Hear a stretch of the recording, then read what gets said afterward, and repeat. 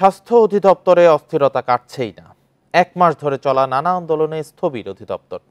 অফিসে আসছেন না বেশিরভাগ কর্মকর্তা। এতে আটকে আছে স্বাস্থ্য সেবার গুরুত্বপূর্ণ কাজ।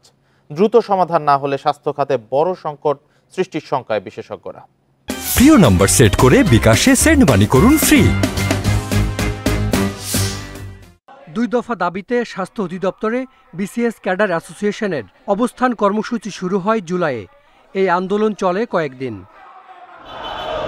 ৫ আগস্ট আওয়ামী লীগ সরকারের পতনের পর দুর্নীতিবাজ কর্মকর্তাদের পদত্যাগ দাবিতে নতুন আন্দোলন শুরু হয়, যা চলছে এখনও। এমন বাস্তবতার মধ্যে ১৭ আগস্ট মহাপরিচালক অধ্যাপক খুরশিদ আলমের চুক্তিভিত্তিক নিয়োগ বাতিল হয়। নতুন দায়িত্ব পান অধ্যাপক রোবেদ আমিন। তবে আন্দোলনকারীদের তোপে অধিদপ্তরেই যেতে পারেননি তিনি। অধিদপ্তরে গিয়ে দেখা যায় অতিরিক্ত মহাপরিচালক ও পরিচালকদের কক্ষ শূন্য। বেশিরভাগ কর্মকর্তাই আসছেন না। খুলে ফেলা হয়েছে অনেকের নেম প্লেট। অলস সময় পার করছেন কর্মচারীরা।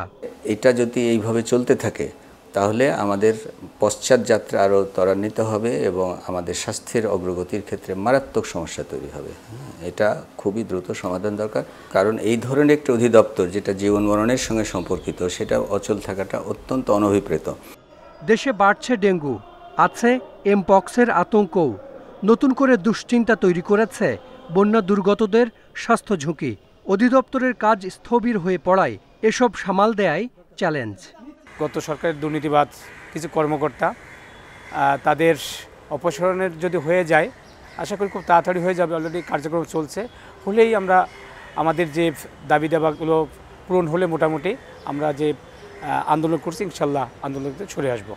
বৃহস্পতিবার নিয়োগ পেয়েছেন ২ জন অতিরিক্ত মহাপরিচালক ও কয়েকজন পরিচালক।